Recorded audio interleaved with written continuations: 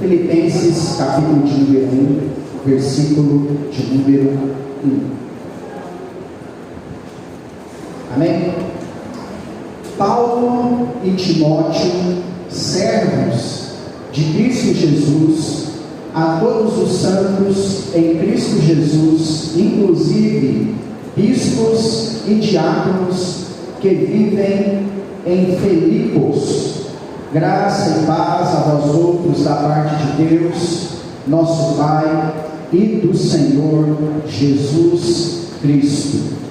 Deus, esta é a tua palavra, foi lida e será ministrada aos nossos corações nessa noite de domingo, e a minha oração é para que através da tua palavra o teu Santo Espírito possa falar conosco aqui neste lugar, Deus. Vem, Senhor, reinar sobre as nossas vidas através da tua palavra, que é pura, que é santa, que é eficaz, que apenas ela é capaz de suprir as necessidades espirituais do nosso coração. E a minha oração é para que seja o teu Espírito Santo que falou conosco através do louvor, que fale conosco também por intermédio da tua palavra, em nome de Jesus. Que o teu nome seja santificado, bendito, que o Senhor reine sobre as nossas vidas mais uma vez aqui neste lugar, em nome de Jesus. Amém. Pode se sentar, irmão. Sempre ressalto aos irmãos que a ceia é uma oportunidade que nós temos de reavaliar a nossa caminhada cristã. Se existe um dia que todo cristão precisa colocar na balança como que está a sua caminhada cristã, esse dia é no dia da ceia do Senhor, né? Como bom batista, nós não gostamos de passar a régua na ceia sem falar do assunto. Então, basicamente, todo mês aqui nós abordamos assuntos concernentes à ceia do Senhor, a importância de participar da ceia. E quando nós participamos da ceia, então, se ela é um momento de reflexão a respeito de como anda a nossa caminhada cristã, nada melhor do que olharmos para algumas características da nossa caminhada cristã que nós não podemos perder. Amém? A ceia é uma oportunidade para que nós não percamos algumas características que são essenciais dentro da nossa caminhada cristã. Hoje eu quero falar de uma característica específica que é abordada nessa carta. Essa carta ela pode ser resumida em uma palavra: alegria. A palavra alegria e regozijai-vos, que tem o mesmo sentido, aparece na carta aos Filipenses 17 vezes. Então, se tem algo que nós podemos dizer, uma palavra que nós podemos resumir a carta do apóstolo Paulo aos Filipenses, essa palavra seria alegria. E alegria é algo que nós não podemos perder jamais. Propriamente dita, a alegria no Senhor.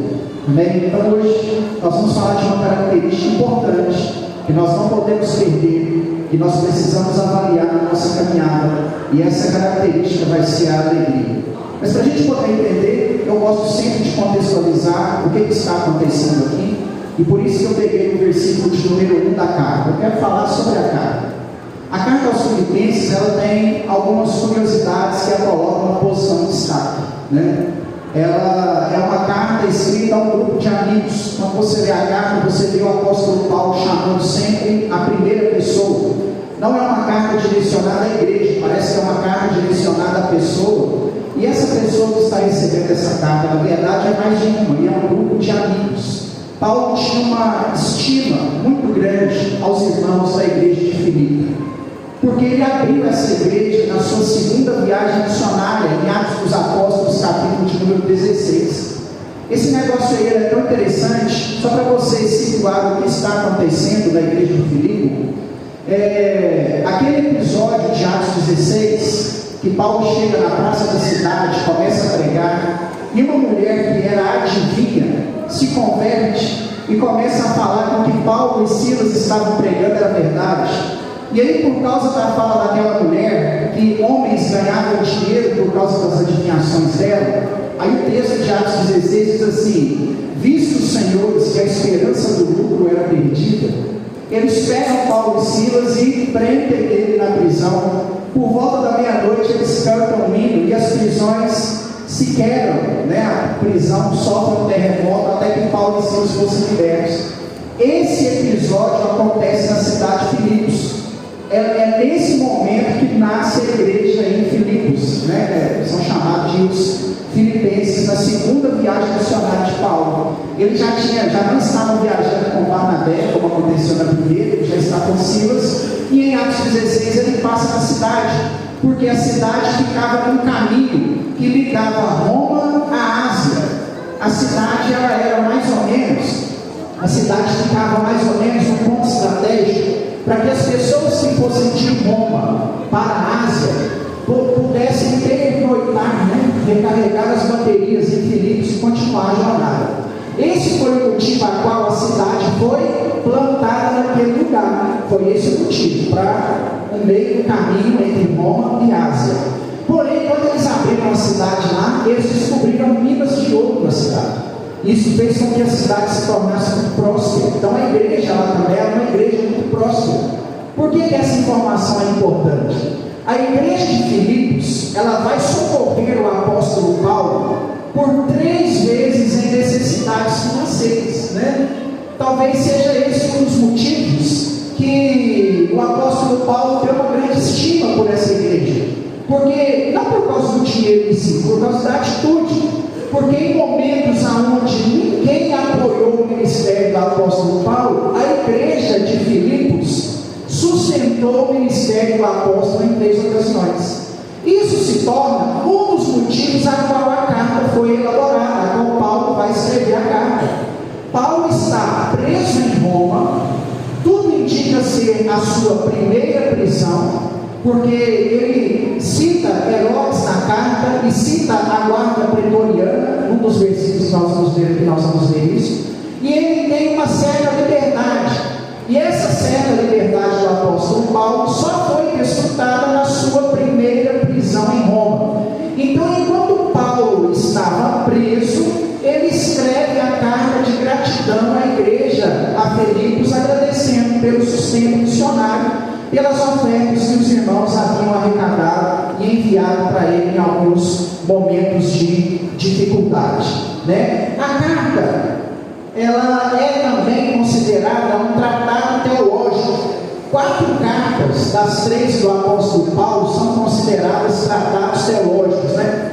Romanos, Efésios, Colossenses e Filipenses. Essas 4 cartas são consideradas verdadeiros tratados teológicos, embora Filipenses tenha uma característica um pouco diferente, porque Romanos, Tessalonicenses e Colossenses têm um conteúdo bastante profundo teologicamente falando. E a carta aos Filipenses, ela é uma carta, como disse aqui, escrita a um grupo de amigos. Então, a profundidade teológica dela não é tanta, mas ela tem essa característica de carregar um tratado teológico a respeito de Cristo, e principalmente um tratado teológico que vai tratar sobre a alegria no Senhor. Ela é chamada pelos pais da igreja do primeiro século como a mais bela carta do Novo Testamento. E os pais da igreja, Eusébio de Cesareia, por exemplo, chama a carta aos Filipenses de a mais bela carta do Novo Testamento, justamente por tratar da alegria no Senhor, do regozijai-vos no Senhor, em um momento de tribulação, em um momento de adversidade, aonde Paulo está preso.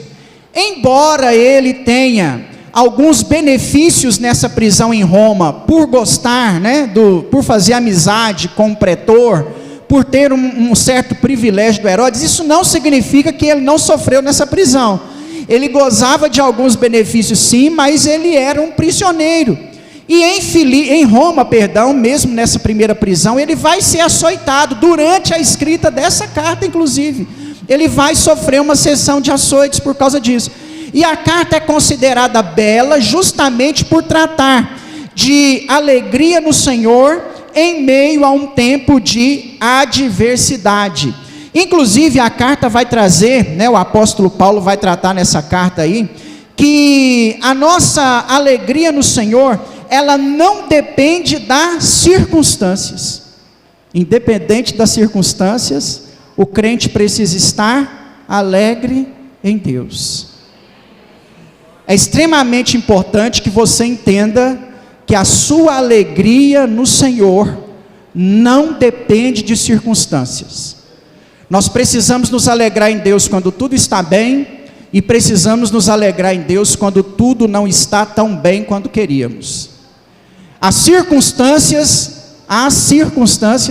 não podem afetar jamais a alegria que nós temos em Deus, e Paulo aos Filipenses vai trabalhar essa questão com a gente aí. Se a sua alegria em Deus está baseada nas circunstâncias que você está vivendo, algo está errado com o seu cristianismo. Porque o crente verdadeiro, ele se alegra em Deus, independente das circunstâncias, porque a nossa causa, que é o Senhor, ultrapassa essa questão circunstancial. Eu gosto muito falando sobre esse assunto, já citei aqui em outras vezes, não me lembro mais o nome do fundador da Jocum, né? Se alguém lembrar aí, pode assoprar para mim. Os 40 chegou e eu fui começando a esquecer algumas coisas já. Eu não me lembro mais o nome do fundador da Jocum, mas conta-se no livro de sua biografia, né? Fugiu o nome do livro aqui também, fala sobre a história da Jocum. Ele conta que numa das reuniões dos discípulos, né, da Jocum, lá dos jocumeiros, que são chamados, não tinha alimento, não tinha janta para eles, eles não tinham almoçado, não tinham tomado café, e chegou a noite, não tinha comida, e mesmo assim o irmão lá, o pastor, mandou juntar a mesa, fazer a mesa, e pediu para que todos os alunos da Jocum viessem para o jantar, só que não tinha comida. E aí os alunos chegaram, se assentaram em volta da mesa e não tinha comida. E aí eles começaram a louvar e a adorar a Deus, e de repente o Espírito Santo de Deus colocou uma canção, deu ele naquele momento ali uma canção que eles adoraram a Deus com ela, e se tornou inclusive uma canção cantada na igreja. Nós não cantamos muito por aqui, mas os irmãos mais antigos aí vão lembrar. A canção era: diga não às circunstâncias, não, não, não, mas o seu amor, seu grande amor, não me guio por vista, alegre vou. Diga não às circunstâncias, não, não, não, seu grande amor, não me guio por vista, alegre vou. Essa canção foi composta no momento que eles não tinham recursos financeiros para continuar com a Jocum. Nós precisamos entender, irmãos, que a nossa alegria ultrapassa as circunstâncias. A alegria em Deus é algo, na verdade, que o Espírito Santo de Deus gera em nossos corações. A alegria no Senhor, ela é mencionada por Paulo não apenas aos Filipenses. Eu gosto muito desse termo também mencionado em Gálatas capítulo 5, como parte do fruto do Espírito Santo. Se você tem o Espírito Santo de Deus morando e habitando dentro de você, você está alegre em Cristo. Independe sua condição financeira, independe seu trabalho, independe o local que você está congregando, independe a sua situação familiar, independe qualquer coisa. A nossa alegria em Cristo, ela é intocável, porque é o Espírito Santo de Deus que produz isso dentro de nós. Se você tem o Espírito Santo de Deus, ele vai produzir em você alegria no Senhor. Alegria no Senhor. Entre os objetivos da carta, né, nós temos a carta escrita o seguinte, a proposta da carta, uma delas é gratidão por causa das ofertas recebidas, em capítulo 4, versículo 15, né, eu citei aqui para os irmãos já, Paulo escreve para agradecer a oferta. Qual é a oferta que Paulo está agradecendo?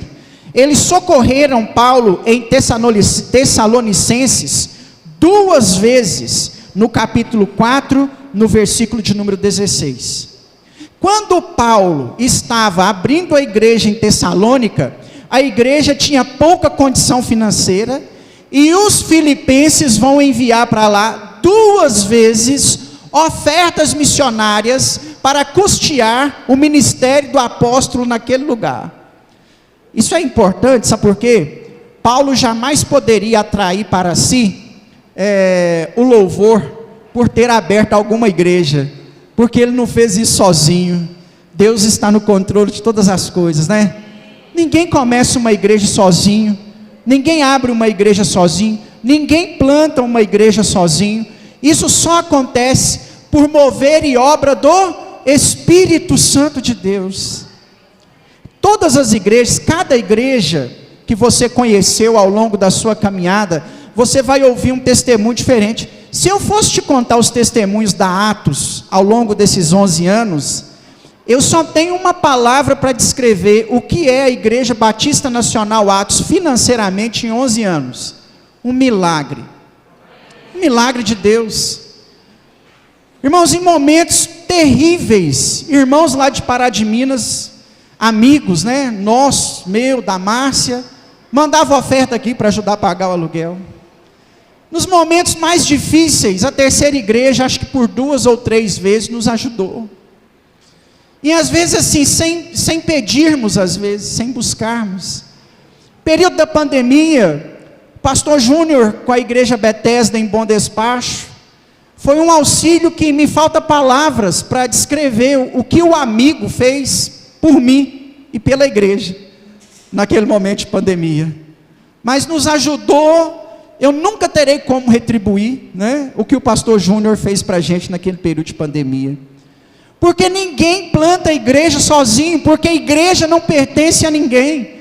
Tessalônica não pertence a Paulo, Filipos não pertence a Paulo, Corinto não pertence a Paulo, pertence a Cristo.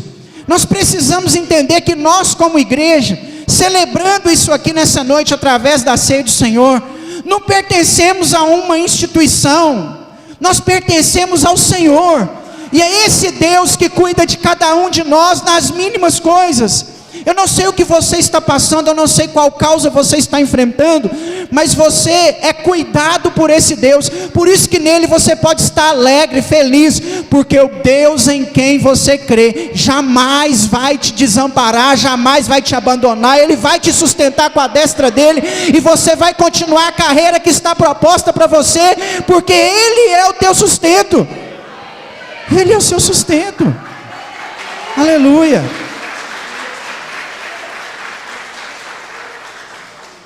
As ofertas são Tessalônica 2 vezes, no capítulo 4, versículo 16. A outra oferta é 2 aos Coríntios, capítulo 11, versículo de número 8 e 9. A igreja em Corinto, em um determinado momento, passou uma dificuldade financeira também, quando Paulo estava lá. E quem socorreu o ministério apostólico de Paulo? A igreja de Filipos. A terceira oferta, ela é a oferta principal dessa igreja. Para mim é o motivo que Paulo vai ter orgulho dessa igreja, é essa terceira oferta. Em Jerusalém, por causa da perseguição romana, a igreja tem um declínio, né? Alguns cristãos inclusive foram expulsos de lá. Nero começa uma perseguição, e aí a igreja começa a não conseguir cuidar dos órfãos e das viúvas, dos pobres, dos necessitados, e aí eles soltam um pedido de oferta geral. Sabe por que essa oferta a Jerusalém, citada em 2 aos Coríntios, capítulos de número 8, do 1 ao 5, sabe por que essa oferta é especial? Quando Paulo se converteu, ele desceu para Jerusalém, ainda num saltinho de salto, numa soberba, querendo fazer parte do grupo apostólico. Só que o Pedro deu nele um gelo e falou assim: não, você está doido? Você converteu agora, você está querendo pregar aqui com a gente, subir no púlpito da igreja de Jerusalém? Isso literalmente aconteceu. Os discípulos não aceitaram Paulo para ajudar no trabalho missionário, e ele saiu de Jerusalém injuriado, inconformado, porque ele foi discriminado pelos demais apóstolos. Ele volta para Tarso e fica em Tarso cerca de 10 anos depois desse episódio, se preparando teologicamente e espiritualmente, e sendo tratado por Deus, até que um dia Barnabé vê o potencial de Paulo e chama ele para Antioquia da Síria. E aí ninguém queria ir para Antioquia da Síria. Os apóstolos queriam pregar para judeus, ninguém queria pregar para os gentios. Aí Barnabé convida Paulo: olha, ninguém quer ir para Antioquia, você tem uma capacidade intelectual muito boa, vamos comigo para lá. Aí eles vão para Antioquia da Síria. Paulo não volta para Jerusalém, tem 10 anos.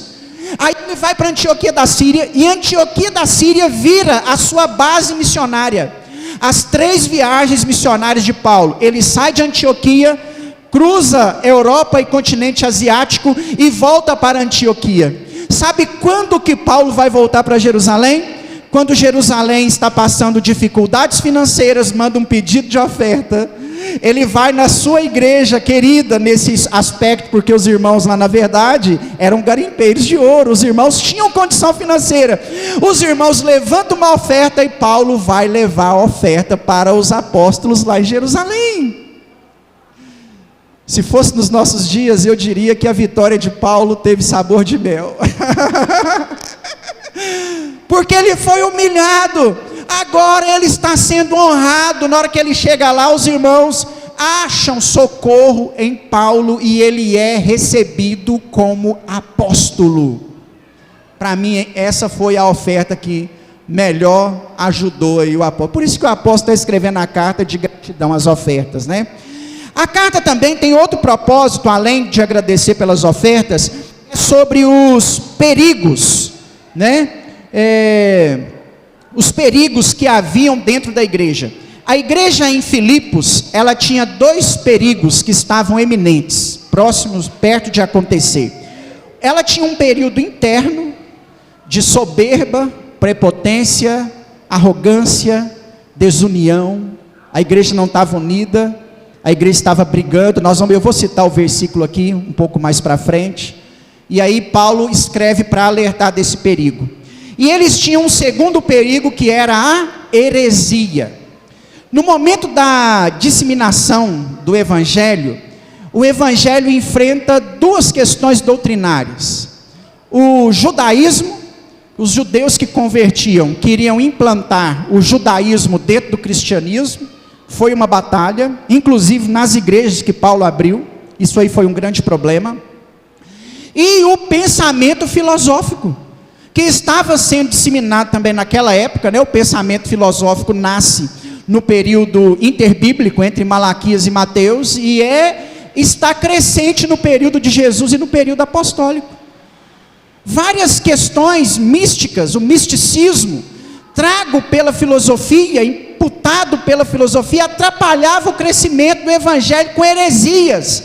E o apóstolo Paulo tinha a preocupação de combater essas heresias filosóficas que eram pregadas na igreja. Havia uma preocupação, porque essas coisas eram sedutoras.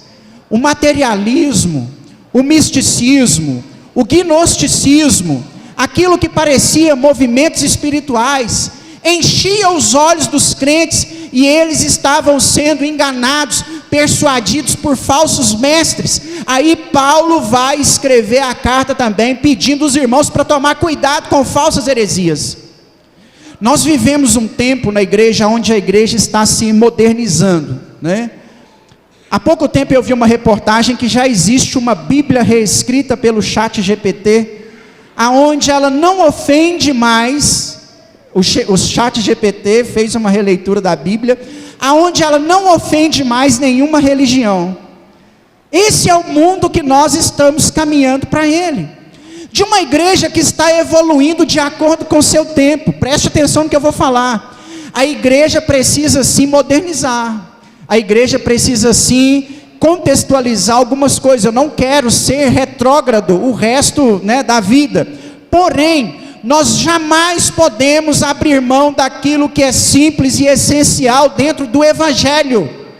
Nós não podemos modernizar princípios, nós não podemos abandonar a palavra, nós não podemos deixar a Bíblia de lado, senão nós seremos vencidos pelas heresias. E tudo que o diabo tem feito nesses últimos anos é tentado tirar a Bíblia de dentro da igreja. Quer uma prova disso? Você lê Bíblia?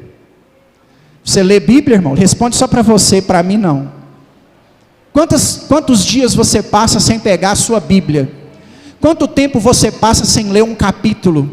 Quantos de nós aqui, a única leitura bíblica que você faz é junto com o pastor no culto de domingo?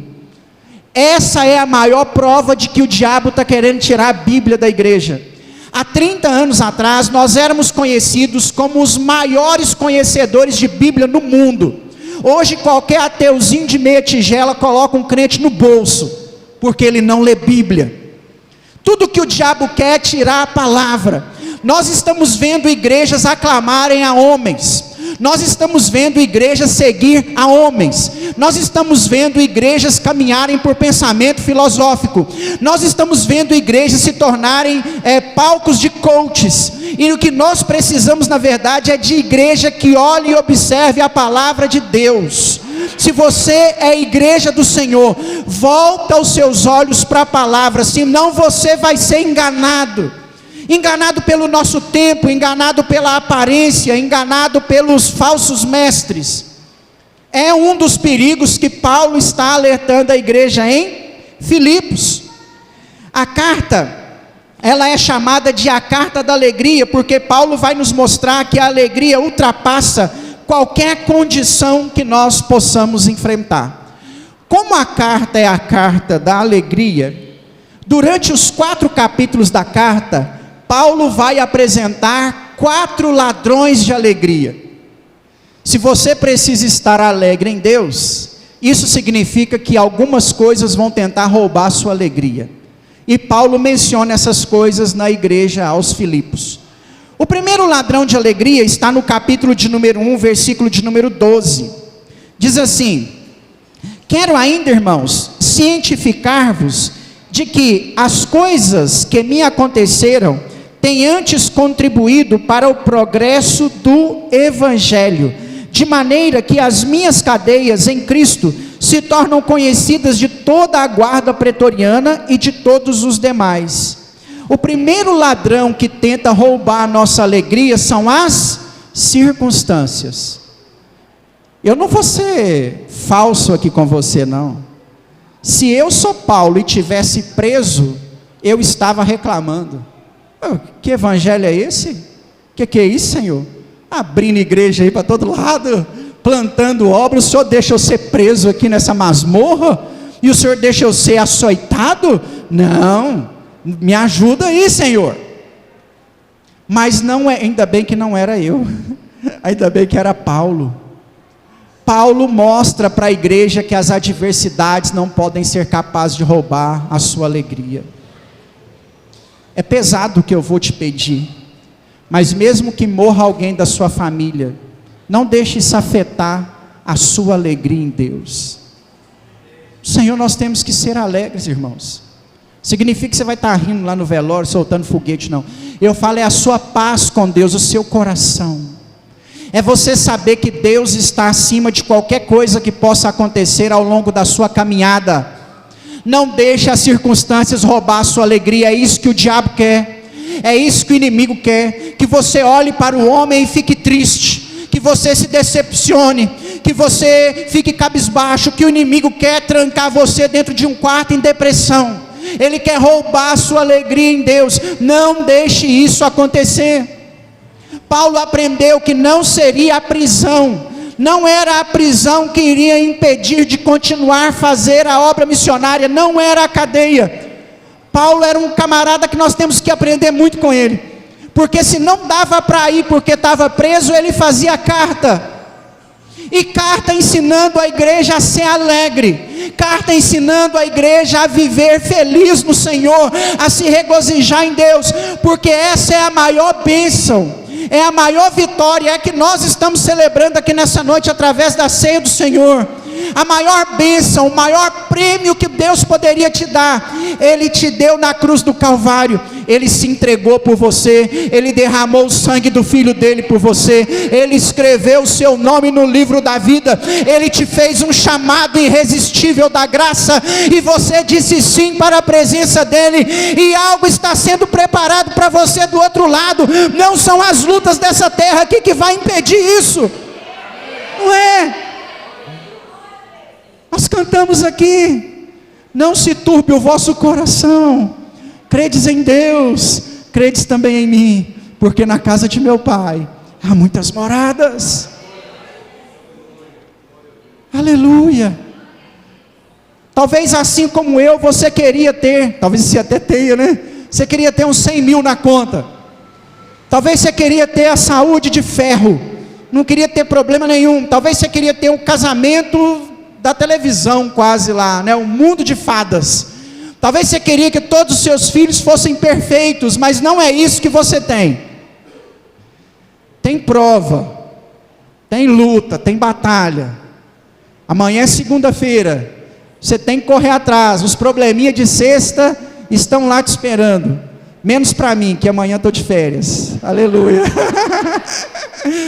Glória a Deus. Falei que eu não quero, nem se eu precisar sair da cidade, eu não vou passar na porta da Gominha, eu vou dar a volta lá nas Ebernaz.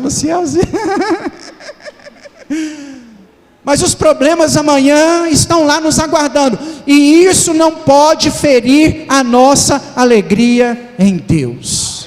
Não pode ferir. O segundo ladrão de alegria são as pessoas. Capítulo de número 2, é um ladrão de alegria a cada capítulo. Capítulo de número 2, versículos de número 1 ao 4. Se há, pois, alguma exortação em Cristo, alguma consolação de amor, alguma comunhão no Espírito, se há entranhados afetos e misericórdia, completai a minha alegria de modo que penseis a mesma coisa, tenhais o mesmo amor, sejais unidos de alma, tendo o mesmo sentimento, nada façais por partidarismo ou vanglória, mas por humildade, considerando cada um dos outros superiores a si mesmo. Nada tenha cada um em vista o que é propriamente seu, senão também cada qual que é dos outros. A igreja tinha um problema relacional. Os irmãos viviam uma desunião, uma soberba, uma falta de humildade. Muitas pessoas queriam o púlpito, muitas pessoas queriam a posição de destaque. Comum entre pessoas, não é o nosso caso aqui, mas comum entre pessoas com excelentes condições financeiras, como era o caso da igreja lá, né? Os irmãos eram mineradores de ouro e prata, então eles tinham uma boa condição financeira e eles disputavam quem tinha mais, quem podia mais. Nós vamos mandar oferta para Paulo, eu dei mais, eu dei 1000 talentos. E eles disputavam e havia uma arrogância, uma desunião. E o apóstolo Paulo dá uma dica aqui para acabar com essa desunião. Para mim, entre tantas dicas citadas nesses 4 versículos, eu quero pegar essa aqui, ó. Cada um considere o outro superior a si mesmo. É o que a gente precisa para ser um grupo que dê certo. Não se considere melhor e nem maior do que ninguém. Isso é para roubar a nossa alegria. Pessoas roubam a nossa alegria quando elas querem se destacar. Qual de nós aqui, ninguém lá no trabalho nunca tentou puxar o tapete, tirar você de uma posição para assumir o seu lugar, roubar a sua alegria? Pessoas nos decepcionam, e o diabo vai tentar usar isso aí para roubar a nossa alegria. Pessoas são ladrões de alegria. Não deixe pessoas atrapalhar o seu amor, a sua dedicação, a sua comunhão com o Senhor. Está acima, meu irmão. Deus está acima de pessoas. Deus está acima do amigo que pisou no seu calo aí. Deus está acima de qualquer coisa, de qualquer pessoa. Isso não pode ferir a nossa alegria em Deus. O terceiro ladrão de alegria está no capítulo 3, versículo de número 19. Filipenses 3, 19. O destino deles é, vou ler o 18, vou ler a partir do 17. Irmãos, sede imitadores meus e observai os que andam segundo o modelo que tendes em vós.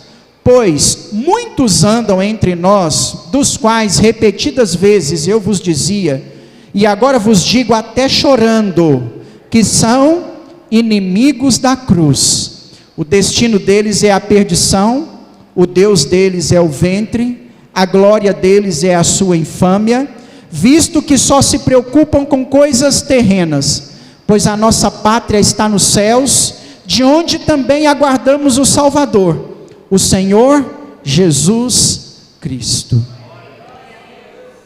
Terceiro ladrão de alegria: bens materiais. Cuidado com eles. Presta atenção no termo utilizado pelo apóstolo Paulo, porque para mim o termo é pesado. Paulo chama os irmãos da igreja de Filipe, que têm apreço aos bens materiais, às coisas desta terra, de inimigos da cruz. Não seja um inimigo da cruz. Nós vivemos numa geração, a Lívia pregou isso aqui numa quinta-feira esses dias aí, né?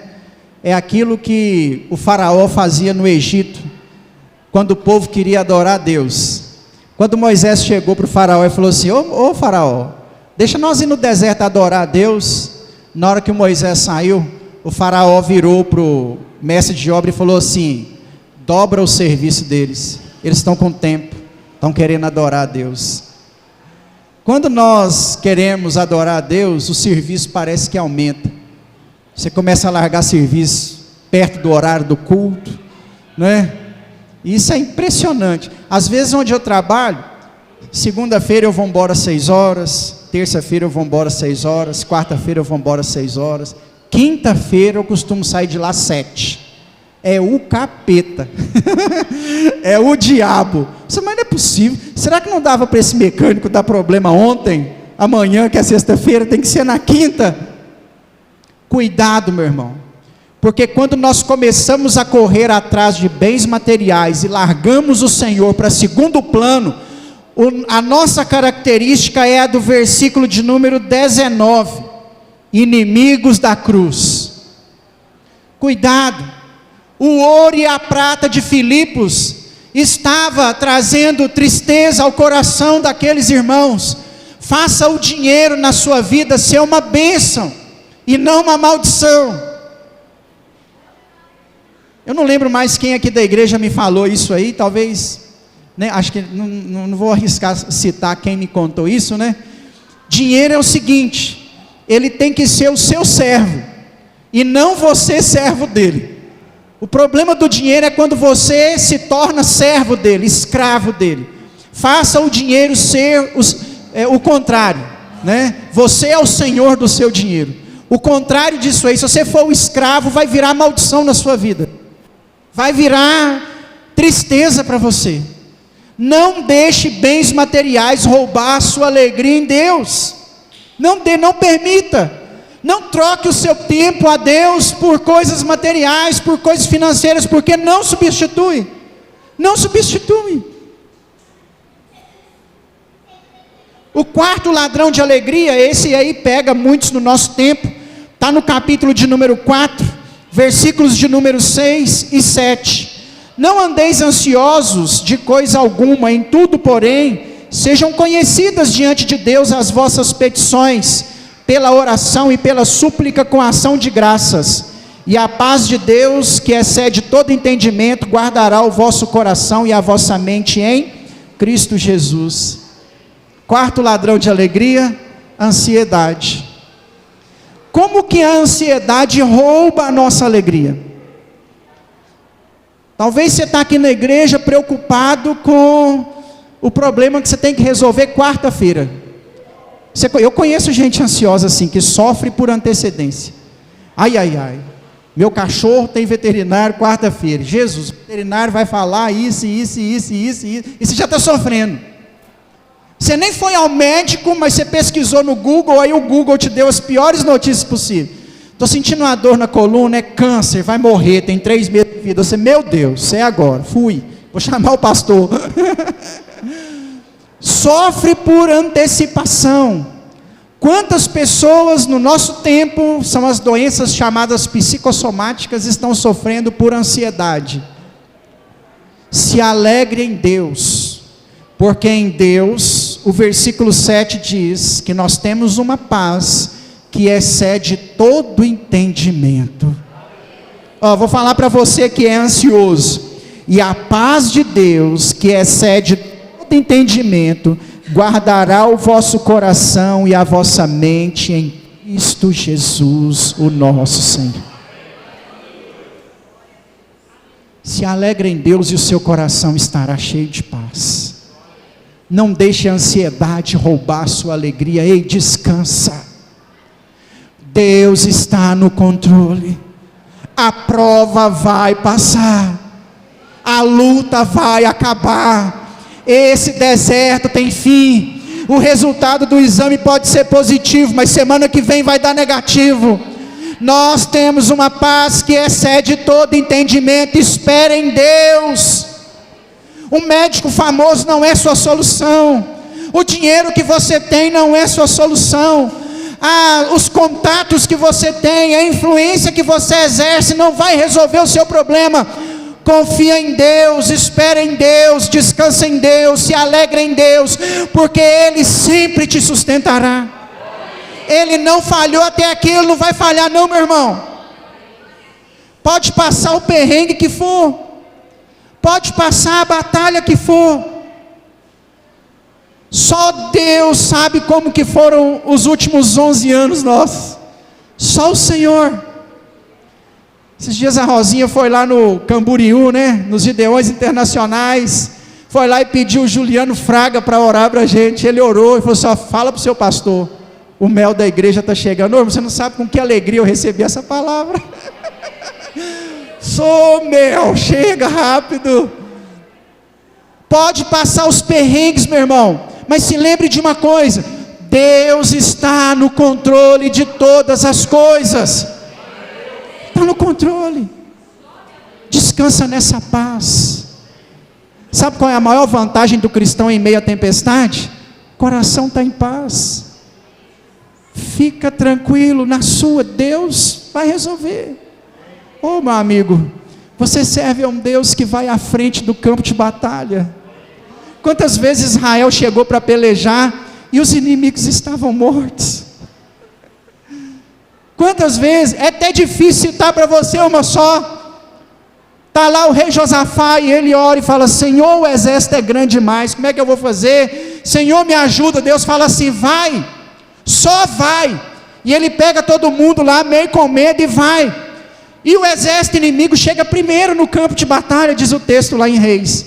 Na hora que eles estão lá no campo de batalha, 2 soldados começam a brigar, e um começa a defender o outro, e o exército se mata, todo mundo, eles se mataram, porque 2 começou a brigar. Na hora que o Josafá chega lá com o exército, está todo mundo morto.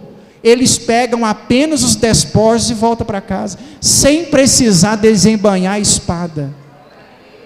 Você está na guerra, o seu Deus já foi à frente da batalha. Eu estou remando aqui para conseguir falar a fala de Deus para Josafá, né? Essa batalha não é vossa, é minha, diz o Senhor dos Exércitos. É a sua batalha, irmão. É sua. O Senhor que vai à frente. Essa carta é chamada de a carta da alegria, para a gente finalizar. Indícios históricos de Flávio Joséfo diz para a gente o seguinte, que o versículo 4 do capítulo 4, ele diz assim: alegrai-vos sempre no Senhor. No original, o texto termina aí, o texto aí no original tem um ponto final, acaba aí. Segundo a história, e a carta está falando de alegria, segundo a história, Paulo termina de escrever a carta aí no capítulo 4, versículo 4, parte A: alegrai-vos sempre no Senhor. Flávio Joséfo diz que o soldado romano estava perto de Paulo quando ele escreveu essa parte, e ele tinha alguns privilégios, mas não eram tantos. Na hora que o soldado romano viu, leu, falou assim: alegrai-vos no Senhor, você está alegre, né? Pegou Paulo, levou Paulo na seção aonde se açoitava os prisioneiros, deu em Paulo uma seção de açoites. Você sabe o que era uma seção de açoites romanas? Jesus foi o único mencionado na história a passar por 2 sessões de açoites na mesma noite. O filme do Mel Gibson, A Paixão de Cristo, não é um exagero. Na verdade, na minha opinião, que li os livros de história, ainda ficou devendo. Jesus é o único a passar por essa experiência 2 vezes na mesma noite. Sabe o que era uma sessão de açoites? Eram chamadas de 40 chicotadas mais uma. O chicote era um pedaço de pau com hastes de borracha e pontas de osso ou lâminas de ferro na ponta da borracha. Colocava-se o camarada de cócoras e dava 40 chicotadas com essa ferramenta, mais uma no final. A sessão de chicotadas só poderia ser interrompida se desse para ser visto a olho nu os ossos da costela. Você sabia que quando Jesus subiu na cruz para morrer, o que matou Jesus não foi a cruz, foi a surra que ele tomou antes. São os hematomas internos, são os ossos da coluna saindo para fora. Foi por isso que Jesus morreu. Por que só pregar um cravinho na mão ele morreu? Não era para morrer, não era a cruz que matava, era a surra que ele tomava antes. Quando Jesus foi pregado na cruz, os ossos da costela já davam para ser visto a olho nu, porque ele passou por 2 sessões chicotadas na mesma noite. Voltemos a Paulo. O soldado romano leva Paulo, coloca de cócoras e fala: alegrai-vos no Senhor. 40 chicotadas. Na hora que o Paulo levantou, ou as suas costas estavam dilaceradas, ou os ossos da costela já estavam sendo vistos a olho nu, igual já tinha acontecido em Filipos, em Atos capítulo de número 16. O soldado romano pega o Paulo com as costas chicotadas, chega com ele perto da carta e fala assim: lê o que você escreveu por último. Flávio Joséfo conta, alegorizando eu aqui com os meus botões, imaginando eu, Paulo naquela mesa, pega a pena no potinho de tinta que ele tinha deixado ao finalizar a carta, senta ao banco daquela mesa, daquela escrivaninha, e continua escrevendo: outra vez vos digo, alegrai-vos sempre no Senhor. Continue lendo depois para você ver aí, depois do versículo de número 5. Você vai ver Paulo exaltando e enaltecendo Deus, mesmo após sofrer um açoite. Eu não sei o que você está passando, mas eu te garanto que não passa nem perto do que Paulo enfrentou naquele dia. E ele conseguiu achar alegria em Deus. Nessa noite de ceia do Senhor, se alegre em Deus. Volte o seu coração para o Pai.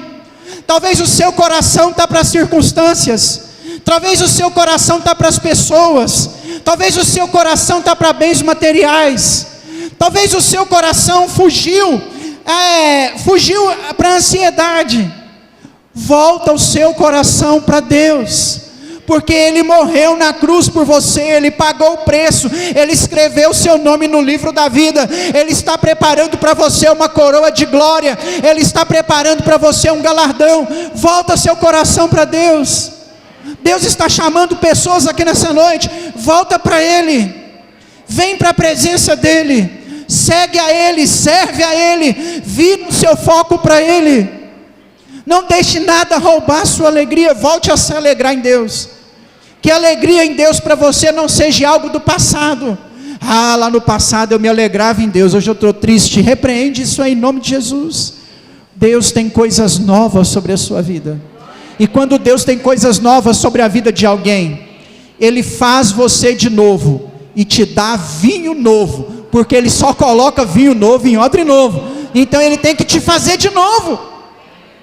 Viva um novo de Deus, porque Deus tem um novo para nós. As misericórdias dele se renovam a cada manhã. Amanhã é um novo dia, e é um novo dia para você se alegrar em Deus, em Cristo Jesus, o nosso Senhor. Aleluia, aplauda Ele, aplauda Ele.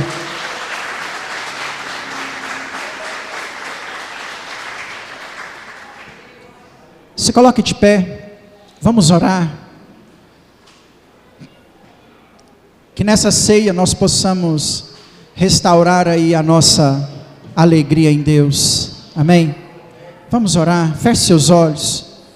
Pai, nós rendemos graças ao Senhor, porque o Senhor é bom, e a sua misericórdia e a sua fidelidade, ela dura para sempre. Obrigado, Senhor, por estarmos reunidos aqui nessa noite.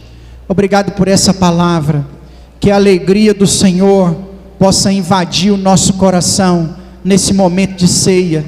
Eu quero profetizar, Pai, que essa vai ser uma ceia que nós teremos como há muito tempo não tínhamos. Eu quero profetizar que ao participarmos dessa ceia, seremos cheios da alegria do Senhor nessa noite, em nome de Jesus, amém, amém. Nós vamos passar um momento de ceia do Senhor. Pode participar da ceia todo aquele que é batizado nas águas, por imersão, porque como bom batista, nós acreditamos que só imersão é o batismo, amém?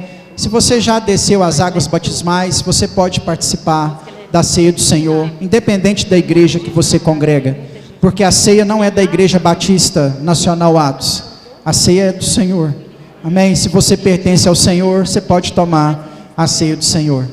Enquanto os irmãos do louvor vão adorar o Senhor com mais uma canção, os nossos irmãos vão estar distribuindo aí os elementos, em nome de Jesus.